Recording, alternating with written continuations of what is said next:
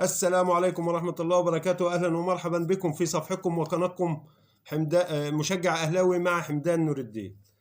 لو متابعنا من على الفيسبوك اخبط اللايك، اعمل اشتراك في الصفحة، ولو من على اليوتيوب اعمل اشتراك في القناة وفعل زر الجرس عشان يوصلك كل جديد. نبدأ أخبارنا بالنادي الأهلي.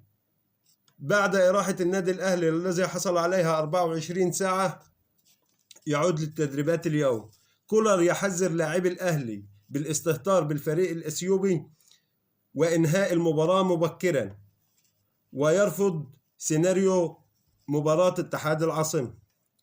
الأهلي يسعى جاهدا لإجراء مباراة ودية بعد كل مباراة للاعيبة اللي مش هتشارك أساسيا في أي مباراة. عايز يعمل للتشكيل الأساسي مباراة وللتشكيل الاحتياطي مباراة علشان يحافظوا على لياقتهم البدنية.